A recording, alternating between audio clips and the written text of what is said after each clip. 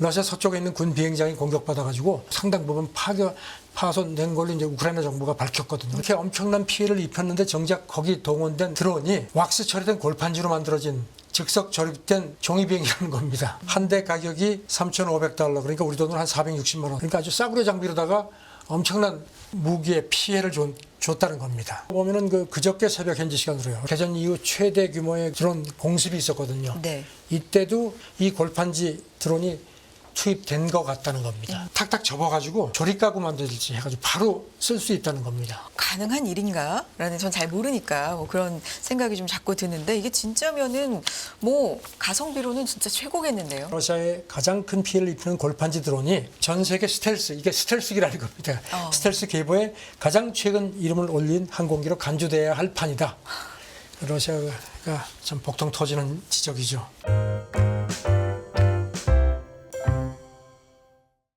네, 선재규 선임 기자 나와 계십니다. 기자님 어서 오세요. 안녕하세요. 안녕하십니까. 자, 이 얘기를 시작해 보겠습니다. 도쿄신문이 어두운 역사도 직시해야 한다라고 쓴소리를 했다고 하는데 이게 간토 대지진 이후에 대학살 이 문제를 얘기를 한 거네요. 오늘이 간토 대지진 일어난 지 꼭 100년이 네. 되는 날입니다. 1923년 9월 1일이었는데요. 그때 뭐 피해가 엄청났죠. 한 10만 명 정도가 죽고 집을 잃은 사람이 한 200만 명 정도. 그리고 그때 이제 계엄령이 선포됐고 그랬는데 일본 사회에서 조선 사람들이 우물에 독을 풀었다, 막 방화한다 그래가지고선 유언비어가 돌아가지고 뭐 엄청나게 막 학살이 있었죠. 그래서 조선 그때 일본에 있던 한 6천 명 정도의 우리 동포가 죽고 중국 사람도 한 800명 정도가 살아된 걸로 그 역사가 전하고 있는데요. 네. 이 도쿄 신문이 이 간토 대지진 100년을 맞아서 일본 정부가 이런 역사적인 사실을 인정하지 않는다는 그런 비판을 했습니다. 어두운 역사도 역사다. 직시해라. 이렇게 지적을 했습니다. 네. 도쿄신문이 일본 정부 대변인 관방장관이 그저께 회견에서 이제 질문이 나오니까 이렇게 기자들의 질문에 이렇게 대답을 했습니다. 정부 조사로만 본다면 사실관계를 파악할 수 있는 기록이 발견되지 않았다. 이렇게 얘기를 했습니다. 그리고 추가 조사에 대해서도 상당히 부정적인 입장을 취했는데 도쿄신문이 이걸 이제 비판한 겁니다. 도쿄신문은 또 지난 5월에 일본 국가공안위원장도 국회에서 비슷하게 얘기를 했다. 이 사람도 당시에 기록이 발견되지 않았다. 그리고 추가 조사 생각하지 않고 있다고 얘기를 했거든요. 네. 그런데 이제 도쿄신문은 하지만 일본 정부기관인 중앙방재회의가 지난 2009년에 학살이라는 표현이 타당하다는 내용의 보고서를 내놓은 점을 상기시켰습니다. 역사 왜곡하지 말라는 겁니다. 지금 간토 대지진 조선의 학살은 일본 교과서에도 실려 있는데 저는 일본 정부는 이 학살이라는 팩트를 외면하는 그런 태도를 계속 이어왔다는 지적입니다. 역사를 직시를 해야 될 텐데 이런 얘기를 언제까지 이렇게 해야 할까요? 말입니다. 네. 자, 100년을 맞아서 자국 정부를 향해서도 쓴소리를 하고 있는 도쿄 신문에 대한 얘기를 좀 들어봤고요. 다음 얘기해 보겠습니다. 미국이 우크라이나가 다뉴브강을 통해서 수출하는 공급을 늘릴 수 있도록 지금 뭔가 조율 중이다. 이런 얘기 있네요. 미국 국무부 고위 당국자가 그렇게 밝힌 걸로 전해졌는데요. 네. 러시아가 이제 흑해 곡물 협정 중단시킨 상태죠. 그래서 이제 대한 수출로를 모색하는 이제 상황인데 그 관련해서 로이터한테 이렇게 얘기를 했습니다. 대한 수출 차원에서 가장 중요한 것은 다뉴브강이다. 그동안에 몇 차례 말씀드렸죠. 다뉴브강을 통해서 이제 유럽 쪽으로 수출을 한다고요.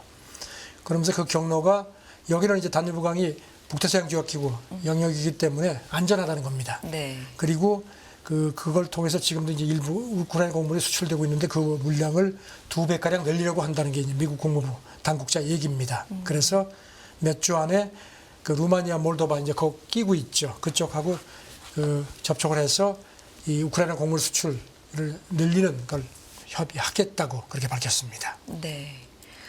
지금 이 곡물 협정과 관련돼서는 튀르키예하고도 굉장히 좀 계속해서 얘기를 하고 있는데. 네, 지금 흑해 곡물 협정 중단된 상태인데 네. 튀르키예가 이제 미국이 튀르키예하고 유엔 통해서 네. 러시아 보고 이제 돌아오라고 계속 접촉을 하고 있습니다. 그런데 이제 미국이 물론 직접 협상에 관여하는 건 아니고요. 네. 그런데 지금 뭐 러시아는 자기들 조건이 러시아 곡물하고 비료 수출 그 잘 원활하게 해주기로 해놓고 약속 안 지킨다고 지금 그래서 이제 빠져나와 있는 그런 명분을 계속 얘기를 하거든요. 저는 흑해 협정 중단됐기 때문에 지금 국제 곡물 가격이 많이 뛰었고요. 네. 그래서 특히 아프리카 최빈국들이 어려움이 더 커졌습니다. 이 얘기를 좀 더 해보면 러시아 외무장관은 흑해 곡물 협정 대안을 튀르키예와 논의하고 있다. 뭐 이런 얘기를 그래도 언급을 하긴 했네요. 어제 모스크바에서 그 튀르키예 외무장관하고 회담을 했습니다. 네. 그리고 이제 공동회견하면서 라프로프 장관 얘기가 이 문제를 논의를 해서 뭔가 서방이 러시아 요구를 충족시키면 언제든지 돌아갈 용의가 있는데 지금으로서는 그런 징후가 없다 이렇게 강조를 하면서 그 대신 푸틴 대통령이 제안한 새로운 곡물 그 협정에 대해서 튀르키예 외무장관하고 논의를 했다고 밝혔습니다. 그래서 기자들이 이제 어떤 내용이냐 하니까 카타르가 돈을 대고 튀르키예가 러시아 곡물을 할인된 가격에 사서 가공을 더 해가지고 그거를 가장 필요로 하는 국가, 이제 아프리카 얘기죠. 그쪽에 주는 그런 내용이다. 지금 푸틴도 앞서서 아프리카 어려운 나라들한테는 곡물을 무상으로 주겠다고 했거든요. 네. 그 부분을 얘기를 하는 모양입니다. 네. 일단 러시아 외무부 설명을 보면요. 러시아 곡물 한 100만 통 정도를 카타르가 돈을 내서 튀르키예가 이걸 이제 할인된 가격에 사가지고 아까 말씀드린 것처럼 추가 가공을 해서 이제 아프리카에 준다는 얘기인데요. 네.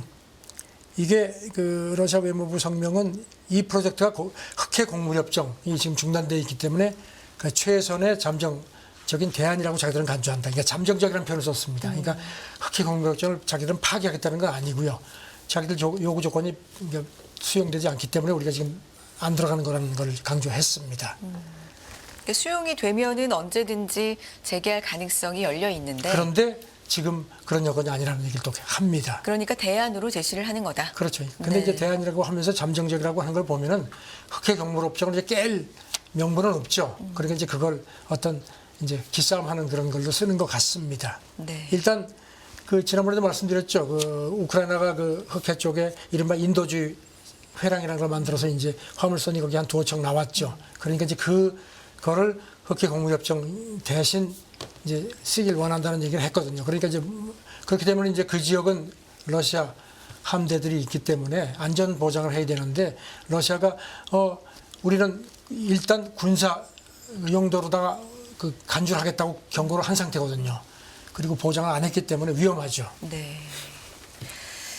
곡물 협정에 대해서는 지금 뭐 계속 상황들을 저희가 주시하면서 보도가 나오고 있는데 푸틴과 에르도안도 만날 예정인가요? 네. 이 흑해 곡물 협정도 그렇고 이제 여러 가지 문제를 논의를 하는 모양인데 네. 그 크렘린궁 대변인도 일정을 조율하고 있다고 하는데 언제라고는 얘기를 못 하겠다 하는데 지금 오늘 새벽 외신을 보니까 4일쯤 러시아 소치에서 만나는 걸로 지금 조율을 하는 모양입니다. 크렘린궁 대변인은 거기 이제 확인을 안 하는데요. 그런 상태인데 지금 이런 가운데 그 로이터가 이름을 밝히지 말라는 러시아 외교관을 인용했는데 네. 유엔 사무총장이 이번 주 초에 라브로프한테 편지를 보내가지고 흑해 그 곡물 협정 복귀에 대한 구체적인 제안을 냈다는 겁니다. 어떤 내용인지는 공개되지 않았는데 저는 그 곡물 수출 그 주도권을 둘러싼 기싸움 치열합니다. 뭐 러시아 전쟁으로 인해서 곡물도 그렇고 에너지도 그렇고 여러 가지 그렇습니다. 문제들이 좀 얽혀 있는데요. 다음 얘기도 관련이 되어 있습니다. 올 들어서 EU, 유럽연합의 러시아산 LNG 수입이 서방 제재에도 불구하고 오히려 크게 늘어났다. 그러니까 푸틴이 돈을 많이 벌었다. 그러니까 네. 좀 서방 제재가 있는데 에너지는 그 석유는 지금 이제 거기 이제 걸려 있죠. 그런데 이제 LNG 이제 그러니까 천연가스는 대상이 아닙니다 지금. 아닌데 천연가스가 두 가지가 있죠. 네. 하나는 이제 가스가 들어오는 게 있고 이제 PNG라고 하고요. 그다음에 액화 천연가스 이거는 이제 배로 실어 나르죠.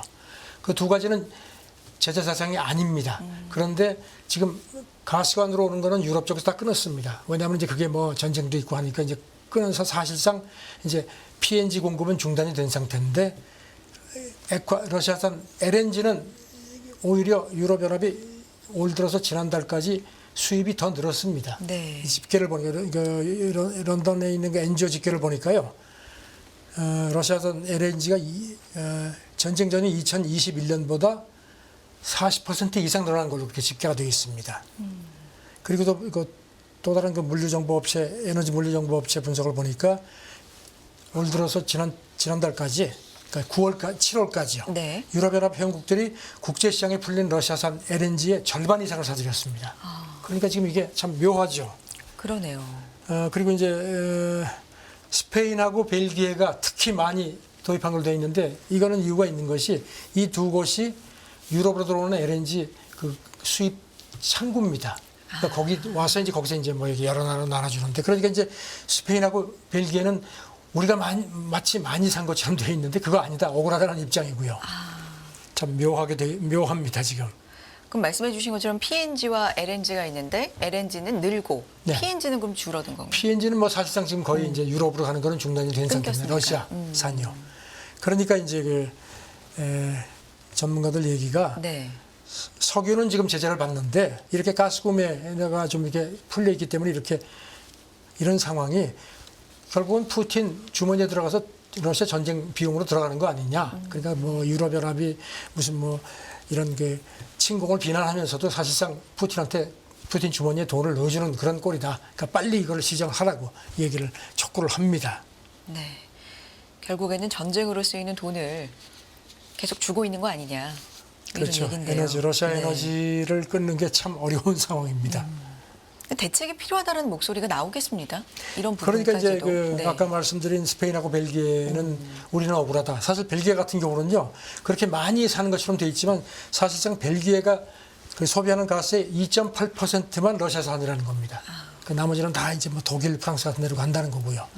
그래서 스페인 쪽에서 얘기가 이거를 러시아산 LNG 수입을 제한하려면은 다른 유럽국들하고의 어떤 협의가 필요하다. 그 우리들은 뭐라 그러지 말고 유럽연합 차원에서 대책을 만들어라. 그럼 우리도 따라간다. 뭐 이런 식입니다. 네. 자, 러시아 관련된 얘기를 하나 더 해보겠습니다. 이 진짠가요? 러시아 내 군 비행장을 이제 우크라이나 군 무인기 드론이 급습해서 전투기 여러 대를 파괴했다. 뭐 이런 게 있었는데 그 비행기가 종이 비행기라고요? 골판지로 만들었다고? 진짠가요? 이게 영국 텔레그래프하고 네. 미국 경제금융 전문 매체 비즈니스 인사이더가 전했는데요. 네. 지난 주말에 러시아 서쪽에 있는 군 비행장이 공격받아가지고 네. 미그 29기 수호이 30 전투기 4대가 파괴가 되고 거기 있던 그 야전 방공망도 상당 부분 파손된 걸로 이제 우크라이나 정부가 밝혔거든요. 그리고 이제 러시아 쪽도 이제 그 피격을 확인을 했습니다. 네. 그런데 이렇게 엄청난 피해를 입혔는데 정작 거기 동원된 드론이 이 외신 보도를 보면은 왁스 처리된 골판지로 만들어진 즉석 조립된 이른바 종이 비행기라는 겁니다. 한 대 가격이 $3,500 그러니까 우리 돈으로 한 460만 원. 그러니까 아주 싸구려 장비로다가 엄청난 러시아 그 군 무기에 피해를 줬다는 겁니다. 오, 가능한가요 이게? 그러니까요. 골판지로 만든. 이게 이제 호주 기업이 네. 만든 건데요. 날개 길이가 한 2m 되고 한 많게는 3kg 정도의 폭약을 싣고 시속 60km 정도로 작전 반경이 한 120km. 그러니까 꽤 아주 가성비가 좋다는 겁니다. 네. 가지고 우크라이나가 이번 그 주말 공격에 한 16대 정도를 투입을 했고 그쪽 주장은 3대만 격추됐다는 겁니다.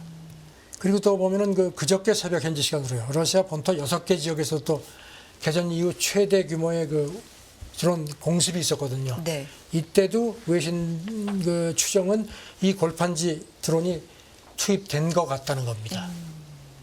지금 보면은 호주가 지난 3월에 이제 그 우크라이나하고 계약을 해가지고 지난 3월부터 한 달에 100대씩 모두 한 $2천만 우리 돈으로 한 260억 원어치의 이 골판지 드론을 우크라이나 공급기로 계약을 했다는 겁니다. 네. 이게 보면은 이렇게 네모난 상자 비슷하게 가지고 이렇게 그래가지고 이제 보냈는데 받으면은 탁탁 접어가지고 조립가구 만들지 해가지고 바로 쓸 수 있다는 겁니다. 참 어떻게 보면 참 어이가 없죠.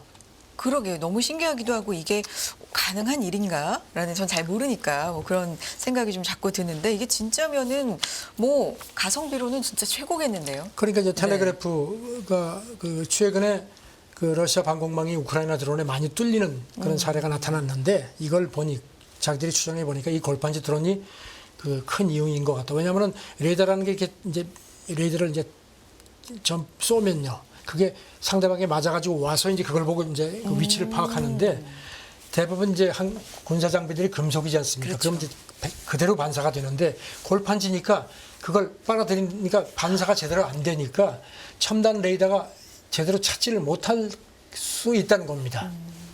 그래서 이제 텔레그라프가 이렇게 약간 좀 비꼬았습니다. 현재 러시아에 가장 큰 피해를 입히는 골판지 드론이 전 세계 스텔스, 이게 스텔스기라는 겁니다. 스텔스 계보에 가장 최근 이름을 올린 항공기로 간주돼야 할 판이다.